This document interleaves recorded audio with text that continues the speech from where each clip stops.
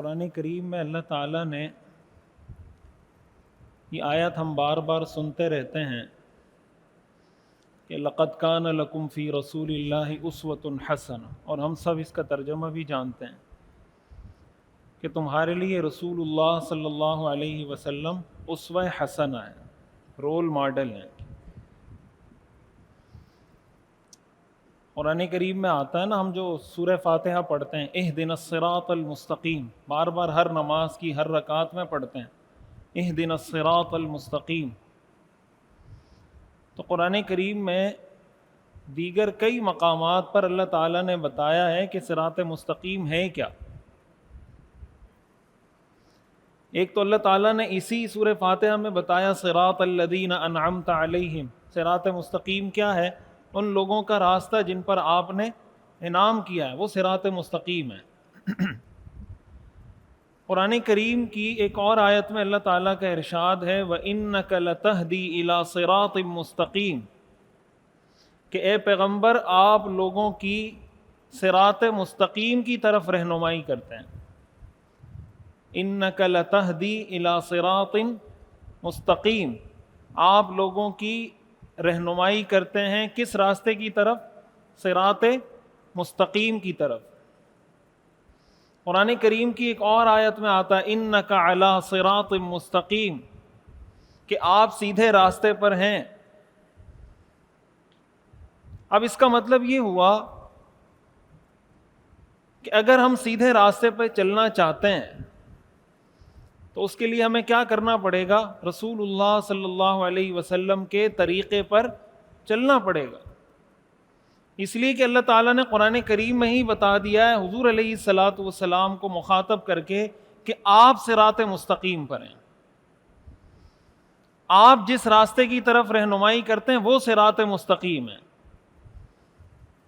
اب اس کا مطلب یہ ہوا کہ ہم جو دعا مانگتے ہیں اہدنا الصراط المستقیم، تو ہم اس وقت اپنی اس دعا میں سچے ہوں گے، یا اپنی اس دعا کی قبولیت کی ہم اس وقت امید لگا سکتے ہیں کہ جب ہم دل سے یہ طے کر لیں، ارادہ کر لیں کہ میں نے رسول اللہ صلی اللہ علیہ وسلم کو اپنا رول ماڈل بنانا ہے، اپنا آئیڈیل بنانا ہے۔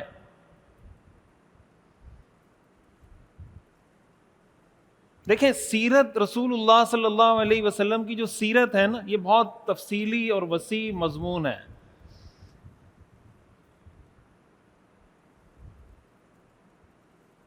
آج دنیا میں ہم جو بہت سارے کام کر رہے ہوتے ہیں، مثال کے طور پر ہم نے لباس پہنا ہوا ہے، ہم نے ٹوپی پہنی ہوئی ہے، بالوں کا اسٹائل ہے، جوتوں کا اسٹائل ہے، یہ ہم کہیں سے لیتے ہیں نا یہ ساری چیزیں؟ کیا خیال ہے؟ خواتین جو ڈریس پہنتی ہیں، جو دوپٹہ پہنتی ہیں، جس ٹائپ کا لباس پہنتی ہیں، جس ٹائپ کا عبایا پہنتی ہیں، یا جو عبایا نہیں پہنتی وہ جس طرح کا ڈریس پہنتی ہیں، تو یہ کہیں سے لیتی ہیں نا۔ مرد بھی کہیں سے فیشن لے رہے ہوتے ہیں، عورتیں بھی کہیں سے فیشن لے رہی ہوتی ہیں۔ بھائی ایک وقت کبھی ایسا ہوتا ہے کہ عورتوں کا فیشن یہ ہوتا ہے کہ بھائی تنگ کپڑے پہنو، یہ فیشن ہے۔ کبھی یہ فیشن آ جاتا ہے کہ کھلے اور لمبے کپڑے پہنو۔ ایک ہی عورت جو ایک سال پہلے تنگ لباس پہن رہی تھی، ایک سال بعد وہ کھلا لباس پہن رہی ہے۔ ایک سال پہلے تنگ لباس کیوں پہن رہی تھی اور ایک سال بعد کھلا لباس کیوں پہن رہی ہے؟ وہ اس لیے کہ پہلے جو فلمیں ڈرامے بنتے تھے اس میں یہ لباس چل رہا تھا، اب جو فلمیں ڈرامے بن رہے ہیں اس میں یہ لباس چل رہا ہے۔ بالوں کا اسٹائل کیسا ہوگا، یہ تو ظاہری چیزیں ہیں۔ پھر جو ہمارا طرز زندگی ہے، جس طریقے سے ہم زندگی گزارتے ہیں، ساس بہو کا رشتہ کیسا ہوگا؟ ساس بہو کا رشتہ ایسا ہوگا جیسے ہمیں ڈرامے میں سکھایا گیا ہے۔ ساس اور بہو نے آپس میں کیسے ایک دوسرے سے معاملات کرنے، جیسے ہمیں ڈرامے میں بتایا گیا ہے کہ دیکھیں بہو نے اس ڈرامے میں ساس کے ساتھ یہ کیا اور اس ڈرامے میں ساس نے بہو کے ساتھ یہ کیا۔ اب ہم اگر اسی طرح کی حرکتیں شروع کر دیں اپنے گھروں میں، بہو ساس کے ساتھ وہ حرکت شروع کر دے، اور ساس بہو کے ساتھ وہ حرکتیں شروع کر دے، یا بیوی اور شوہر کا رشتہ کیسا ہونا چاہیے. اب اگر کسی نے ڈرامے میں دیکھ لیا کہ بیوی شوہر کے ساتھ جناب تو میں کر رہی ہے، ایسے ڈرامے بھی ہیں کہ بیوی نے شوہر کو تھپڑ مار دیا، ایسے ڈرامے ہیں نا، بیوی نے شوہر کو تھپڑ مار دیا. اب اس ڈرامے کو دیکھ کر ہمارے معاشرے میں بھی ایسے کیسز سامنے آ گئے. اس کا مطلب کیا ہوا کہ ہم کسی کو آئیڈیلائز کر رہے ہیں نا، وہ انٹینشنلی یا ان انٹینشنلی، جان بوجھ کر یا لاشعوری طور پر ہم کسی نہ کسی کو فالو کر رہے ہیں. بھائی آپ اپنی جس گیدرنگ میں بیٹھتے ہیں نا، مثلا آپ کی گیدرنگ میں بیٹھنے والے لوگ ایسے ہیں جو سارے جے ڈاٹ کے کپڑے پہنتے ہیں، تو آپ بھی ان کے ساتھ رہ کے تھوڑا برانڈ کانشیس ہو جائیں گے. ایسا ہے یا نہیں کہ یار اس کے جو کپڑے ہیں، اس کی جو سلائی ہے، اس کا جو سٹف ہے، اس کا جو کپڑا ہے وہ اس کوالٹی کا ہے، اور میں ان کے ساتھ اٹھتا بیٹھتا ہوں. میں نے تو عام کسی دکاندار سے، کپڑے کی دکان سے کپڑا لیا ہوا ہے، تو اب مجھے بھی اپنے کپڑے کی، اپنے ڈریس کی کوالٹی، اس کے برانڈ کو، اس کی سلائی کو، اس کی سٹیچنگ کو بہتر کرنا ہے. مطلب کیا ہوا کہ آپ کی جو گیدرنگ کے لوگ ہیں آپ ان کو آئیڈیلائز کر رہے ہیں. ایسا ہے یا نہیں؟ یہ انسان کی فطرت ہے. اسی لیے حدیث میں آتا ہے نا کہ المرء علی دین خلیلہ، انسان اپنے دوست کے مذہب پر ہوتا ہے. فلینظر احدکم من یخالل، تم میں سے ہر ایک کو چاہیے کہ وہ دیکھ لے کس سے دوستی کر رہا ہے. جس سے آپ کی دوستی ہے وہی آپ کا دین ہے، وہی آپ کا مذہب ہے.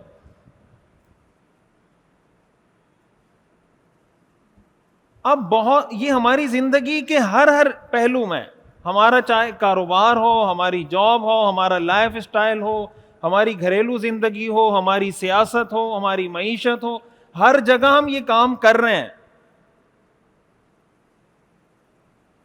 سیاست میں ہم دیکھتے ہیں نا کہ یار ایک سیاستدان دوسرے کو گالی دے رہا ہے تو اس کے کارکن بھی گالی دینا شروع کر دیتے ہیں. ہوتا ہے نہیں ہوتا؟ بولیں بھائی، اسی معاشرے میں رہتے ہیں نا ہم سب. ایک سیاستدان اگر گالی دے رہا ہے تو اس کے فالوور بھی دوسری پارٹی کے کارکنوں کو کیا کرتے ہیں؟ گالیاں دیتے ہیں. اس کا مطلب یہ ہوا کہ گالی دینے میں انہوں نے اس لیڈر کو آئیڈیلائز کیا ہے. ان کا رول ماڈل گالی دینے میں وہ فلاں سیاسی لیڈر ہے. ایک سیاسی لیڈر دوسرے پہ تہمت لگاتا ہے، الزام لگاتا ہے، کوئی بھی الزام لگاتا ہے، اس کے کارکن بھی الزام لگانا شروع کر دیتے ہیں. ان کا یہ مزاج بن جاتا ہے. یہ جو مزاج ان کا بنا، یہ کیوں بنا؟ اپنے سیاسی لیڈر کی وجہ سے بنا. یہ میں چند مثالیں آپ کے سامنے رکھ رہا ہوں. گھریلو زندگی ہو، سیاست ہو، معیشت ہو، ہمارا لباس ہو، ہمارے بالوں کا اسٹائل ہو، ہمارے ڈریس کا فیشن ہو، یہ ساری چیزیں کہیں نہ کہیں سے سیٹ ہو رہی ہوتی ہیں، کہیں نہ کہیں سے کاپی ہو رہی ہوتی ہیں. آپ مجھے بتائیں کہ اس سارے پس منظر میں، اس سارے سیناریو میں رسول اللہ صلی اللہ علیہ وسلم کہاں گئے؟ بات سمجھ میں آ رہی ہے؟ بھائی ہونا تو یہ چاہیے تھا نا کہ آپ کا سیاسی لیڈر گالیاں دیتا ہے، آپ کہتے لقد کان لکم فی رسول اللہ اسوۃ حسنہ، کہ بھائی رسول اللہ نے تو گالی دینے سے منع کیا ہے. سباب المسلم فسوق وقتالہ کفر، مسلمان کو گالی دینا فسق ہے، اس سے آدمی فاسق ہو جاتا ہے، اور مسلمان کے ساتھ قتال کرنا یہ کفر ہے.